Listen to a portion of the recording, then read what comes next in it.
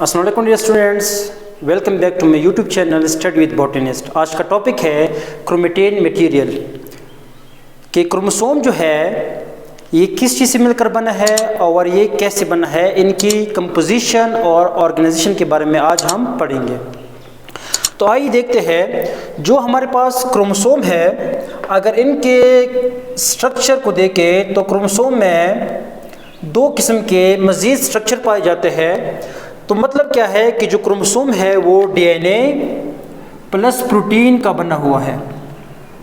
Protein दो किस्म के पाए जाते हैं, एक जो है हिस्टोन प्रोटीन है, तकरीबन ये 59% है, और नॉन हिस्टोन जो है वो 1% है तकरीबन। तो क्रोमोसोम में 40% डीएनए होता है, 60% क्या होती है, प्रोटीन होती है।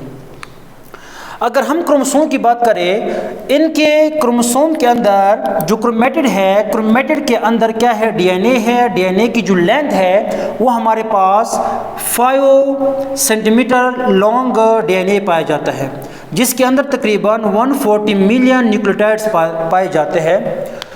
अब क्वेश्चन ये है कि जो क्रोमोसोम है इनका स्ट्रक्चर तो बहुत टाइनी है, बहुत स्मॉल है। तो ये 5 सेंटीमीटर लॉन्ग थ्रेड जो है डीएनए, जो डबल हेलिक्स है, इनका जो स्ट्रक्चर है ये टाइनी क्रोमोसोम में किस तरह फिट हुआ है, ये हम देखने जा रहे हैं। अब देखते हैं कि जो क्रोमोसोम है ये दो चीज़ों से मिलकर बना है, डीएनए प्लस हिस्टोन प्रोटीन। अगर डीएनए की बात करें तो डीएनए जो है हमारे पास क्या है, नेगेटिव है। क्यों? क्योंकि डीएनए में पाया जाता है फॉस्फेट ग्रुप।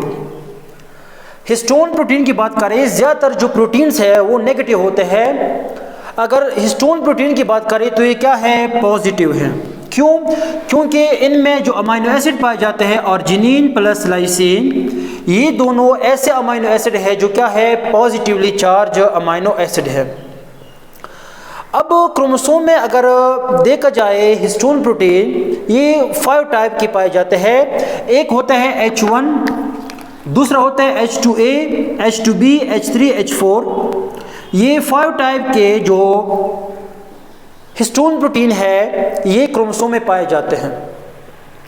4 जो हिस्टोन प्रोटीन है इनके दो मॉलिक्यूल पाए जाते हैं। मतलब क्या है कि H2A, H2B, H3, H4 ये दो होंगे, 4 ये है, 4 इसके पीछे होंगे।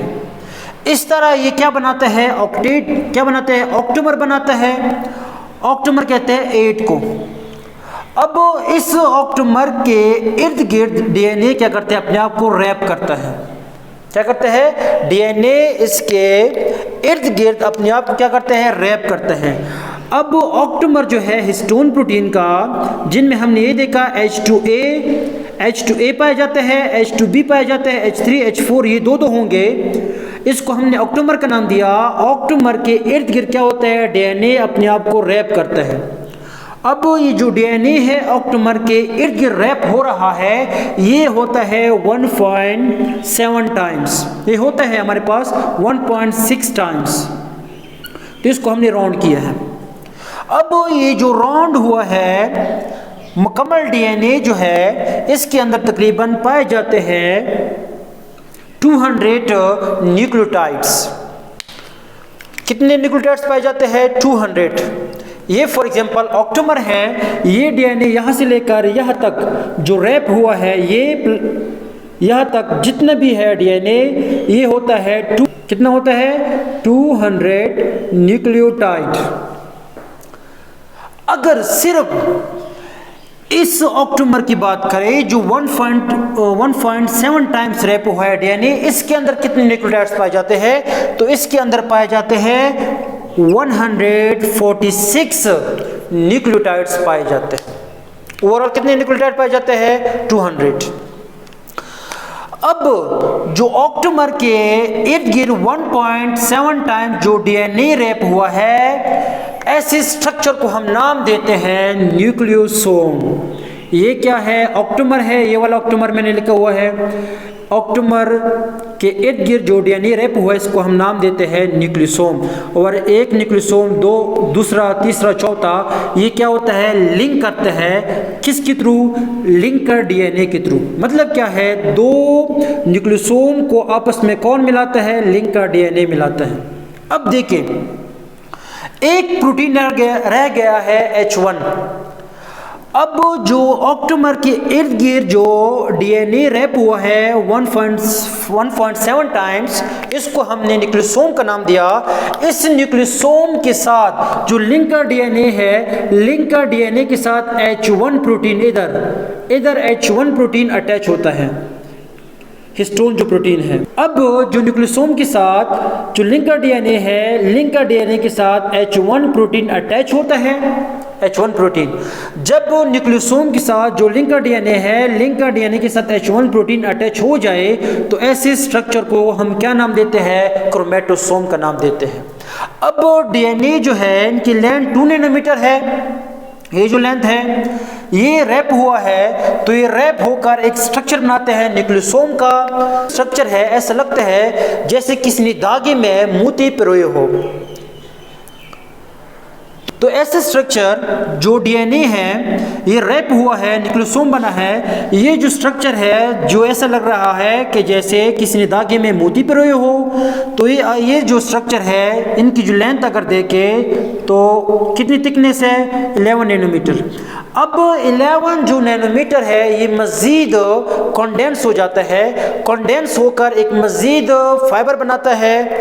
कितना फाइबर है, जिनकी थिकनेस है 30 नैनोमीटर। मतलब क्या है, 11 नैनोमीटर से थिकनेस 30 नैनोमीटर फाइबर जब बन जाए, ऐसे स्ट्रक्चर को हम नाम देते हैं क्रोमेटिन फाइबर या सोलिनॉइड कहते हैं। अब ये जो 30 नैनोमीटर फाइबर है सोलिनॉइड, ये मज़ीद सुपर कॉइलिंग इनकी होती है, मज़ीद कंडेंस होते हैं। तो 30 नैनोमीटर से आगे बनता है 200 नैनोमीटर का एक और मज़ीद थ्रेड लाइक स्ट्रक्चर बनता है। जो 200 नैनोमीटर का जो स्ट्रक्चर है ये मज़ीद कंडेंस होकर 700 नैनोमीटर का एक स्ट्रक्चर बनाते हैं जिसे कहते हैं क्रोमेटिड। और क्रोमोसोम में कितने क्रोमेटिड पाए जाते हैं, 2 क्रोमेटिड पाए जाते हैं। तो 700 एक क्रोमेटिड का थिकनेस है, तो 2 क्रोमेटिड का जो थिकनेस होगा वो होगा 1400 नैनोमीटर थिकनेस होगा। तो इस तरह जो 5 सेंटीमीटर लॉन्ग डीएनए है वो इस तरह ऑर्गेनाइज होकर इस टाइनी स्ट्रक्चर में फिट हो जाता है।